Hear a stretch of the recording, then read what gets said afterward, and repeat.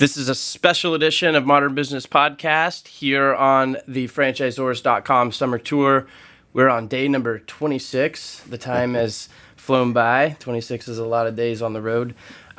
Yesterday we had the opportunity to sit with Robert Cressanti at the IFA, and as we spoke, we talked a lot about some of the staggering numbers and the data behind franchising, and that's very timely because today we're here in Arlington, Virginia, and we're at the offices of FRANdata. I'd like to give a warm introduction to Mr. Darrell Johnson, who's the CEO of FRANdata, as well as Edith Wiseman. She's the president of FRANdata. Welcome to the podcast. Thank you. First and foremost, what's the town? What's the technical town that we're in? I know Arlington's a big place, but what town is this? So this is considered Ballston, Ballston, Ballston, and it's incredibly thriving. It's a place that's changed so much. I think Darrell can speak to this a little bit more because he's been here a little longer than I have in this area. But when we first moved here, 10 years ago, this place was dead, and now you have unbelievable numbers of new businesses and restaurants coming into town. It's just it's a thriving area. And then with Amazon coming into Crystal City, the whole DC metro area is exploding. Nice. Well, for the record, I've been everywhere a little longer than Edith has. Fair enough. But this area really was a growth area as a function of the metro system that was put back probably in the late 70s, and for about the first 20 years, this was sort of the outlier of the metro system, and now it's just one stop of many all the way out to Dulles.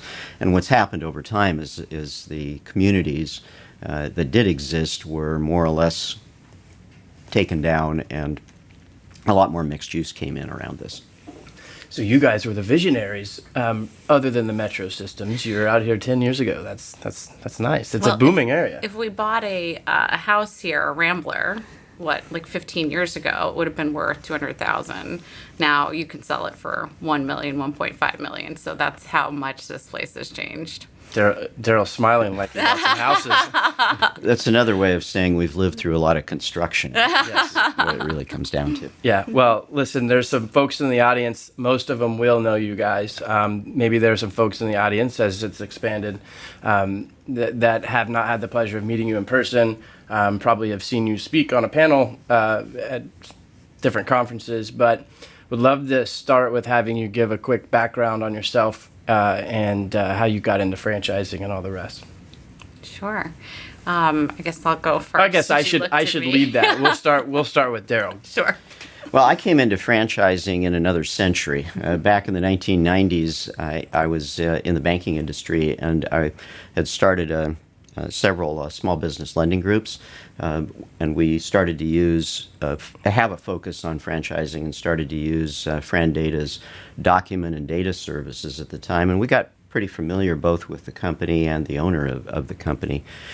In the late 1990s, the company made a move towards the .com era portal building, and it didn't work. And essentially, opportunity came knocking. I saw what was originally built around FRANdata, which was a document and data company, and saw the opportunity to build it into a market research company and advisory company, and was the start of what has now become a rather well-positioned and well-known market research company, the largest in the world that focuses on the franchise business model. Excellent. What about you, Edith? A little about your background and your foray into franchising. So I stumbled into franchising because I graduated from college, and like a lot of college grads, had no idea what they wanted to do with their lives. So I was looking for a job in international business, politics, and at the time, those jobs were paying roughly around $18,000, which is, these days the word livable wage is thrown around quite liberally, but I couldn't actually afford to live on my with that type of salary, so I started looking outside of that, and research is something how to do when you graduate from college. So FRANdata offered me a position, And my very first project when I joined FRANdata was working on the IFA's profile of franchising, which at the time was this massive undertaking. I chuckle because to do that now, it's like a third of the time. Yes. But then it was wild. So I started in research, and then I moved over to content editing, and then moved into client solutions. And so I think the more interesting part of my experience in franchising is why I've stayed in it for so long. So I've been with FRANdata now 20 years, which in our generation is nearly unheard of. But it's because the franchising is so fascinating. It crosses 230 subsectors, every type of business format, and the types of people that I can get into franchising are these incredible entrepreneurs. They have great ideas and they're willing to go out on the edge, both franchisees and franchisors, to really see what business can do. Excellent. Yeah, and I've heard so many people misquote the actual numbers, and you guys have the actual numbers, so it's fun to hear that. I just learned something, actually. But the world is changing vastly, and FRANdata has been in the business for more than 30 years now. I'd like to learn about what changes that you guys have seen over the last 3 decades in the business. Franchising has gone through a very dramatic change, and you can kind of consider it in the context of a consistent model that was applied for primarily focus on growth, find new prospects, expand systems, and that was true up until the early 2000s.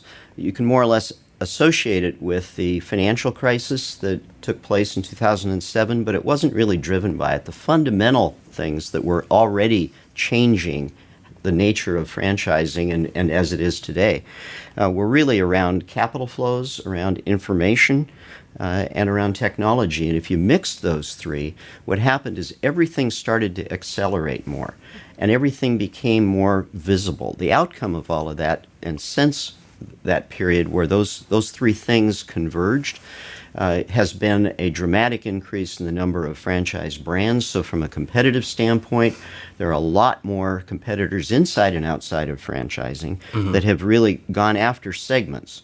There's also a tremendous increase in transparency, and that transparency is played out both for prospects looking at brands, and to your point of there's a lot of information out there. Some of it is reliable and some of it isn't. And a lot of our work is to distinguish the two. And that transparency has led to a lot of performance comparisons for prospects looking at brands, has led to a lot more transparency in how brands are performing and a lot more ratings. We're a rating agency for capital access today. And back to one of the big trends, capital flowing into franchising at a rapidly increased pace and a lot more distinguishing and judgmental pace. And that has led us to follow that and say, let's objectively evaluate how brands are performing. The same thing holds true on transparency generally. Franchisors looking at one another want to understand not just who their direct competitors are, but what's the best way to do something? And that has led to, with the increase in information, the application of technology, far more ability to look at those things. Yeah, you said something that Robert Crisanti mentioned yesterday as we spoke with him, and that is that separating facts from data, facts from opinions and emotions. It's critical, and you guys have played an absolutely paramount role in that. Edith, a question for you. Having consistently studied the performance and growth of more than 3,800 franchise brands, what do you think franchisors should fear the most? So it's a good question. I think there are a lot of franchise executives that have been in franchising for a long time, and they base their business decisions on experience. And every single business owner is operating their business with a set of assumptions. And in today's world, the rate of change is happening so fast.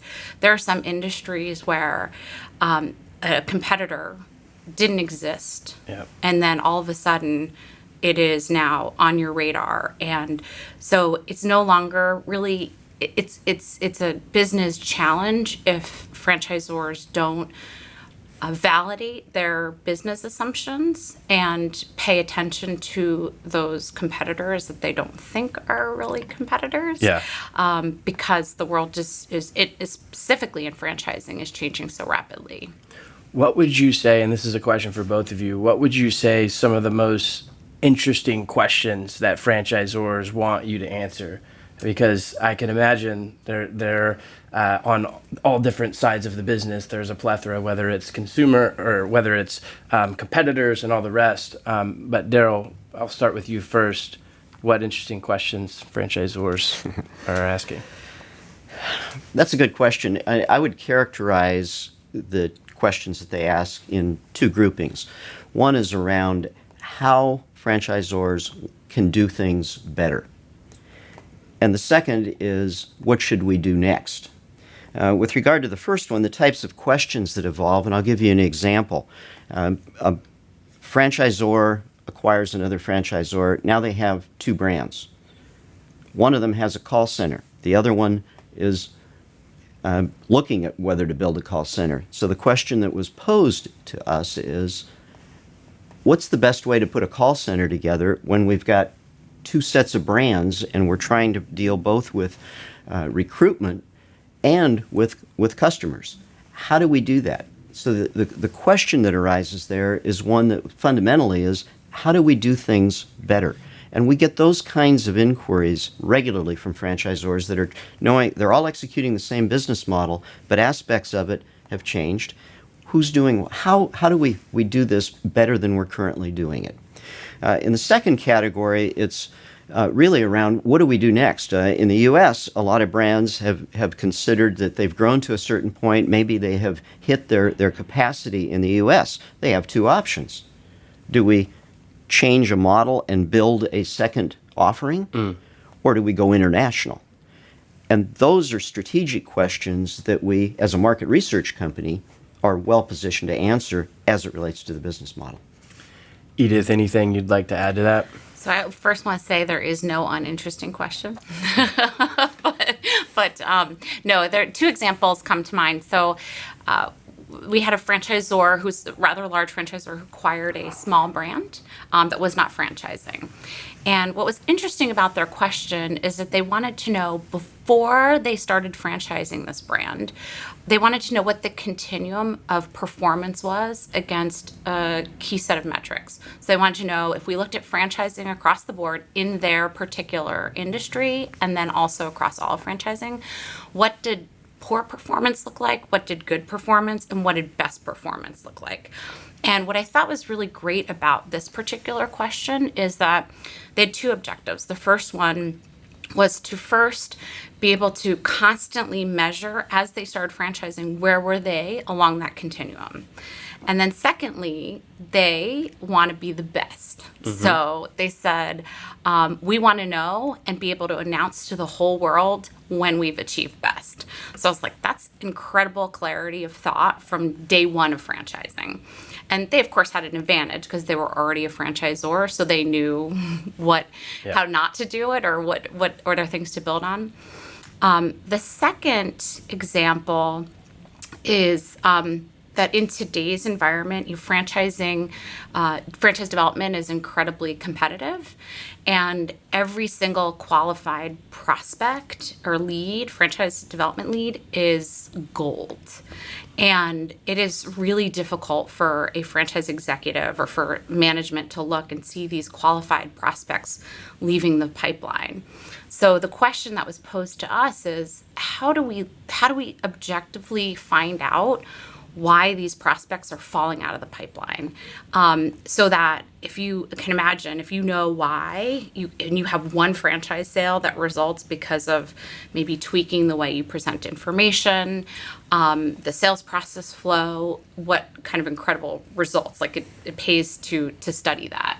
So those would be my two most interesting questions right now. Yeah, I have to say to the audience that there are a lot of folks out there that would like to know that information, that that might not have it today, and that's very, very powerful. So one of the things that people often refer FRANdata as, or equate it to, is basically the Forrester or the Gartner of franchising. Why is that?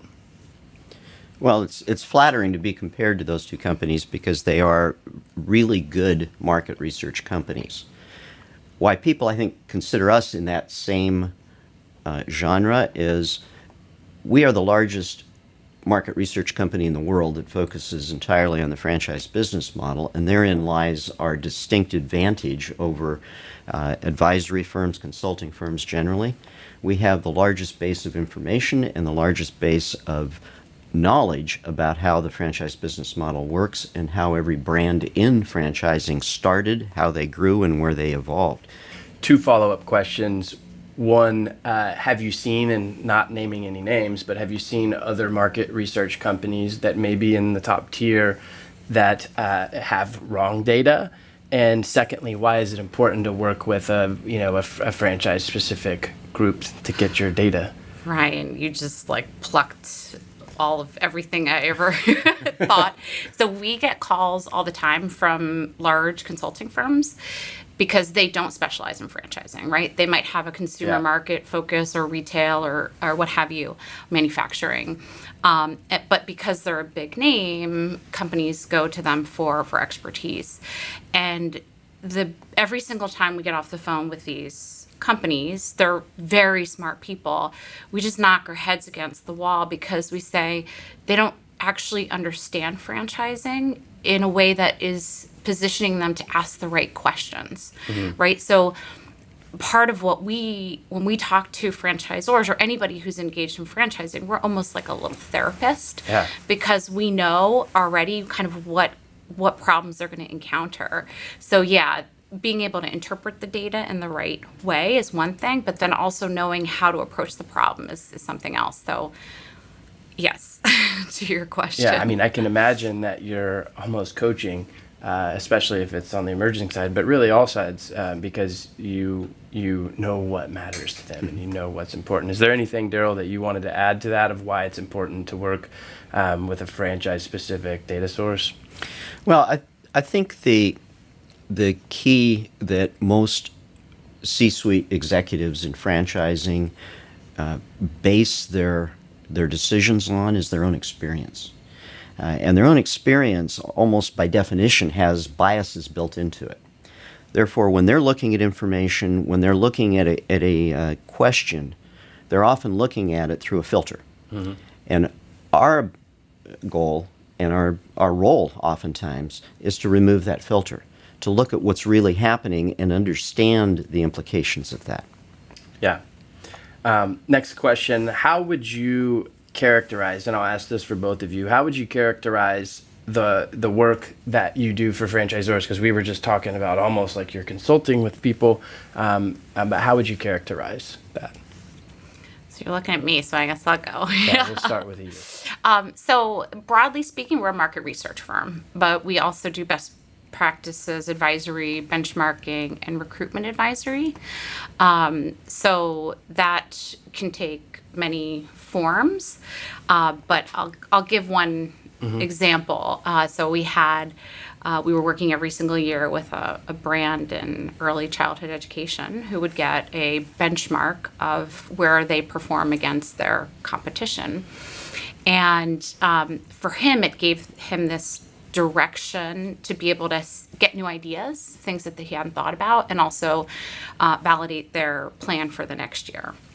So he moved over to another franchise, and he realized that there weren't any franchise competitors, and he was really at a loss because he was like, I've relied on that. That was my like Bible every year, and now he needed to find a new strategy. So that's one way in which we work with clients. Darrell, would you add anything to that? I might expand on it because I think this is a key to understanding how a market research company with the capabilities that we have can actually serve franchisors better. So let me put it in my words.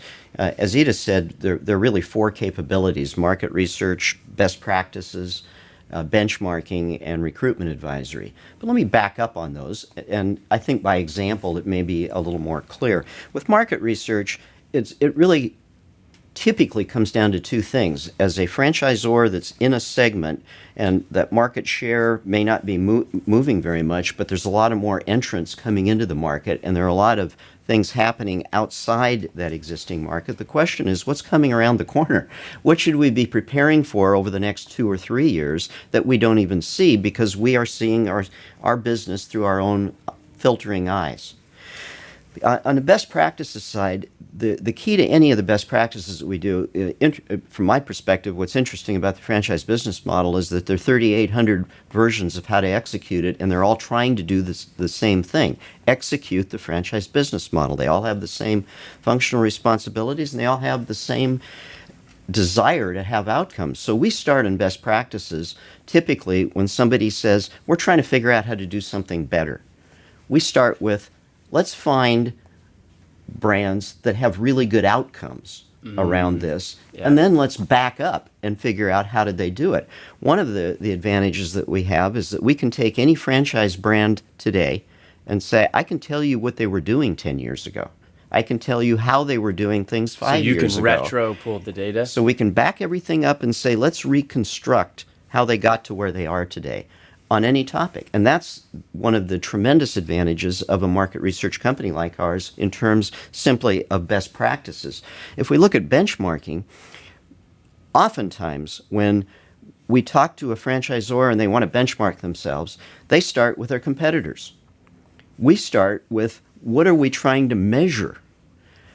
For instance, with recruitment, they say, well, let's see what our other competitors are getting in the way of franchisees, and let's mirror that. Our typical response to that example, for instance, is you're not competing against the competitors that offer the same products and services. You're competing about every option that prospect is considering. So let's start there. What are the options they're considering, and then figure out what the right profile is that you should be targeting.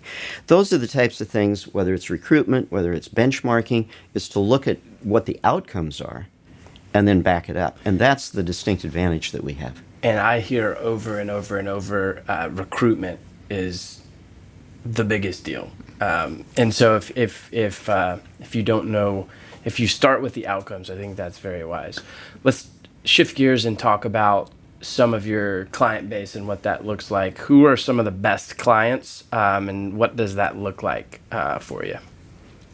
So I would characterize our best clients as those that are constantly trying to improve. So they don't just get tunnel vision and we just do. They step back and say, what's an area of our business that we know is a little bit of a challenge, and let's figure out how to fix that.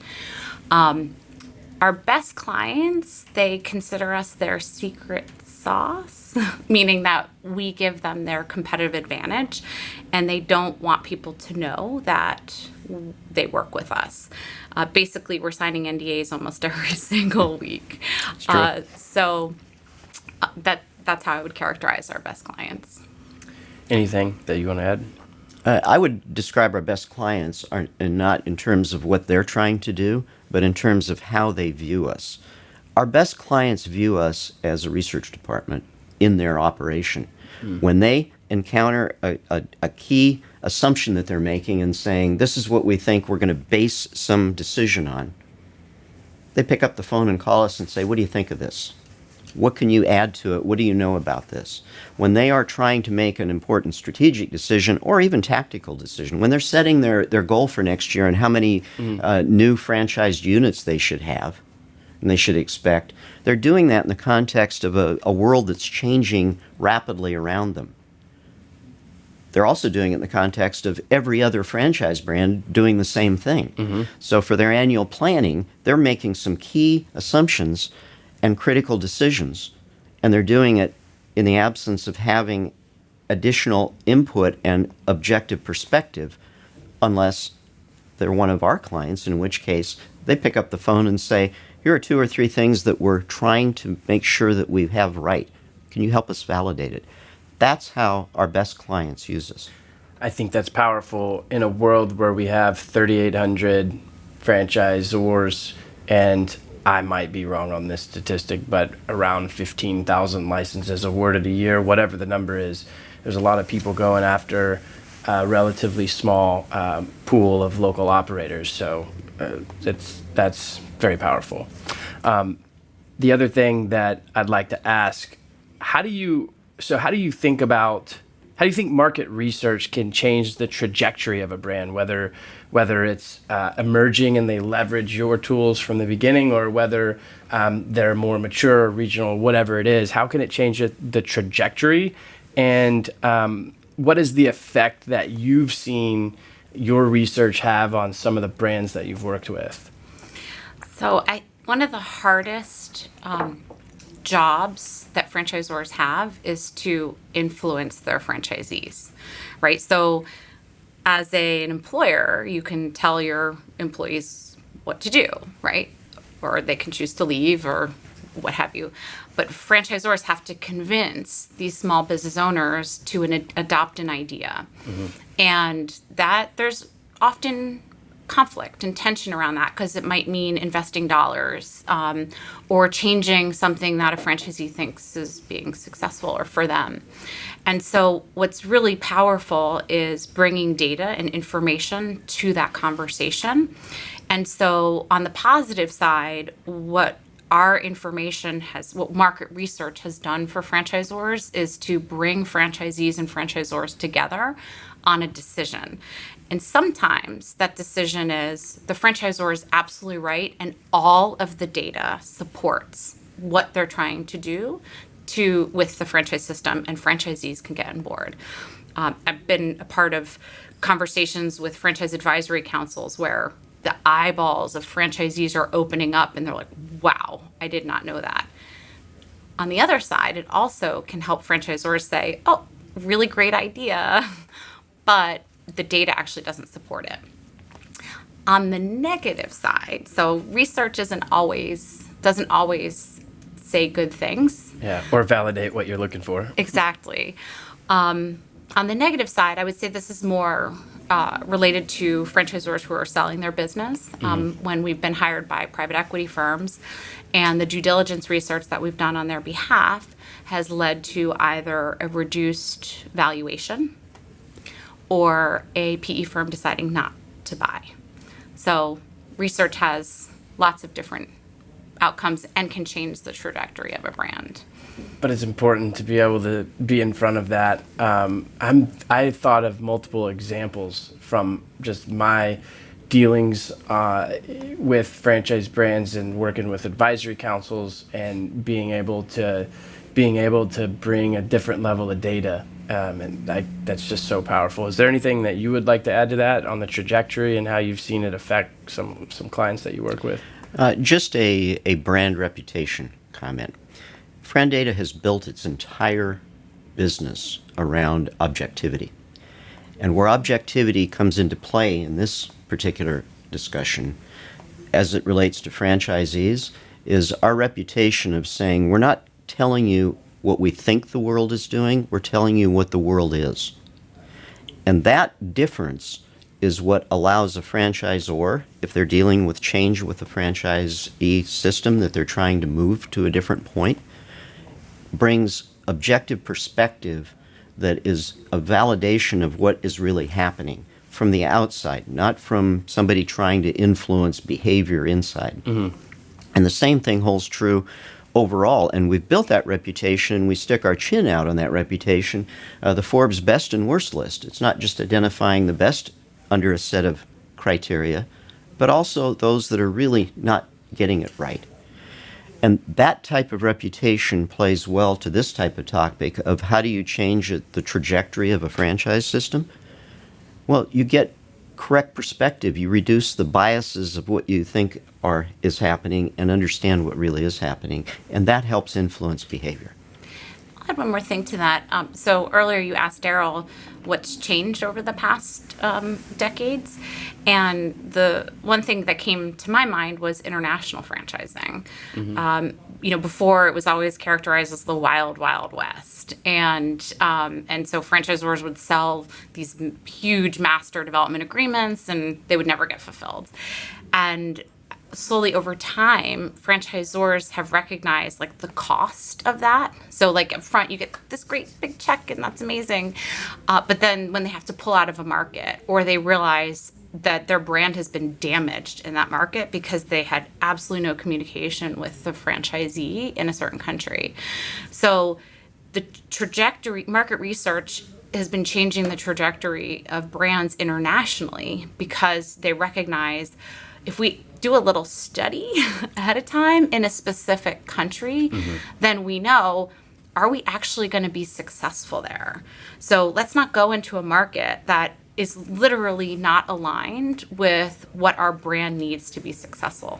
And they reduce the reputation cost, the brand devaluation, and all sorts of other negative consequences of not knowing upfront and not paying attention to what's going to make their brand successful in each market. Very powerful, as a lot of brands have been very successful here in the States and turned their eyes internationally, and there's a lot of emerging markets and really excellent potentials, and also discovering which markets that they should be looking at. So very, very powerful. What I'd like to do as we move to close is have both of you give some advice to emerging brands, and also give some advice to mature brands, just in general, maybe like a little mini graduation pep talk or whatever. But starting with you, Darrell. With emerging brands, my advice is that they are starting to build a business in using a business model that thousands of franchisors are using and have used. There isn't a single issue that an emerging brand will encounter that other franchisors haven't addressed. Some of them have addressed it well, some of it have addressed it poorly, but they all have had to address it. Therefore, my advice to emerging brands is learn what everyone else has done well and not well, and shortcut your learning curve as you go out and build your business. Excellent, excellent advice. Anything that you would add? Sure. So in studying thousands of emerging brands, we've seen a couple common threads of what emerging brands' challenges are. And most emerging brands don't actually know who their prospect profile is, right? So who is going to be a successful franchisee in their business? They also have unrealistic expectations of growth, right? So the most common thing we hear is, we're going to be 1,000 units in 5 years. And so as an emerging brand, they've already invested in becoming a franchisor. And the worst thing that could happen is that that investment doesn't get realized from a return standpoint. So it pays to try and figure out the most important things. What is realistic growth? And who is the right type of franchisee for their system? And a few of these key questions can really change the success rate of any given franchise system. So that would be my advice to emerging brands. Excellent advice. What about mature brands? What say you to mature brands, advice-wise? Mature brands have figured it all out. They know exactly how to execute the business model. They've learned all of how to build a system, how to manage a system, how to grow a system. They've got it all figured out. Here's what they miss. Typically, because they have done things their way for a very long time, they don't see around the corner. Yep. And they don't see what's happening even in their own industry or their own sector. Most sectors today are not growing faster than the economy overall. And yet their growth plans year over year are 5%, 6%, 8% growth. That isn't going to work unless they learn their business over again. And one of the ways to learn their business over again is to go through the entire life cycle and go back to the beginning. There are lots of new brands coming in every year. We pick up over 350 new franchise brands entering the market. They're not entering the market with a completely different approach to anything. They're taking nuanced slices out of an existing market share, but some of them are doing it really well. Mm-hmm. Mature brands, who is doing it really well, and what are they doing differently that are eventually going to cut right into your business? Excellent. Excellent. I can think of 1,000 examples as you're speaking. Edith, is there anything that you'd add to that on the mature brand side? So I would say that there's a lot of money that's been coming into franchising in lots of different ways, whether it's international companies buying franchisors, private equity firms, strategic buyers. And so there's this ability for a brand to grow very quickly. And mature brands usually look at their top 5 competitors. Oh, who are our biggest, who we should be, who we're constantly always looking at. But if you look at a brand like Orange Theory Fitness, who grew to 1,000 units in 7 years, that is fantastic growth. Their competitor in that space, not direct, but certainly an iconic brand, Gold's Gym, took almost 3 times that to get to half the number of units.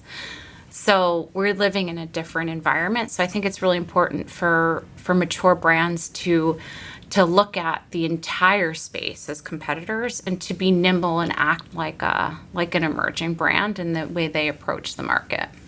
Very well said. As we move to close, where do folks go to learn more about you first? So where do folks go to learn more about you? FRANdata.com would be the first place. Obviously, the Modern Business Podcast. Okay, yeah. My other question, as it relates to pricing, we probably don't want to get into the nitty gritty and the details because it depends on the scope. But what is a typical engagement look like? Is it a per a one time per data query? Is it an annual subscription? What does that look like? Yeah, it really depends because we have clients who are on retainers with us who want to be able to, who have structured questions that they want to ask of us regularly. And we have clients who get a research engagement with us every single year, so they make sure that they're ready for their annual planning. And then we have very topic specific best practices research. So we're trying to improve this area of our business, and it might be a 6-month, research project, which leads to a recommendation for improvement.